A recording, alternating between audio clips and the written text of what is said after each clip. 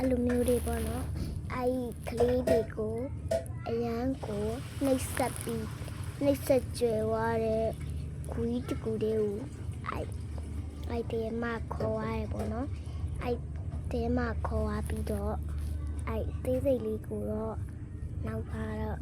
တင်ပါမယ်အဲ့ကောင်မဟိုနဲ့အရက်လေးပြတော့ကောင်မကြီးကသူ့ရဲ့နာမည်ကိုပြောရင်တော့တင်လို့ကြည့်ထားတဲ့အတိုင်းပါပဲဦးကီချာလီလို့ခေါ်ပါတယ်နော်ကျမကအဲ့ကိုအဲ့မြင်ဝင်းကိုမြင်ခဲ့တဲ့အခါမှာတော့ကျမကိုမြင်ပြီးတော့ပေါ့နော်ကျမကိုလိုက်ဖမ်းတယ်ပေါ့အဲ့တော့ကျမ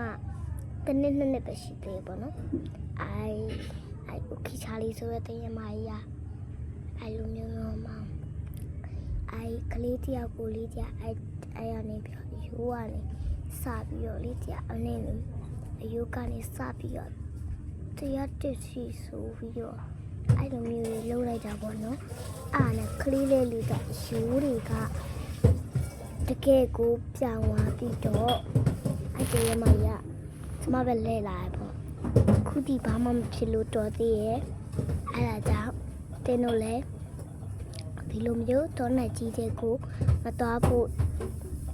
ကျွန်တော်ပြောပါတယ်အဲ့လိုမျိုးတရေတွေဟာတော်နိုင်ကြီးတဲ့မှာတကယ်ရှိကြပါတယ်ကျွန်တော်ငယ်ငယ်တုန်းကဆိုရင်အတေးမှနဲ့ကြုံခဲ့ပူပါတယ်ဒါပေမဲ့ကျွန်တော်တစ်နှစ်လောက်ကြာတော့လွတ်သွားခဲ့ပါတယ်အဲ့လိုမျိုးလေးပေါ့နော်အဲ့တေးမှဖို့လဲ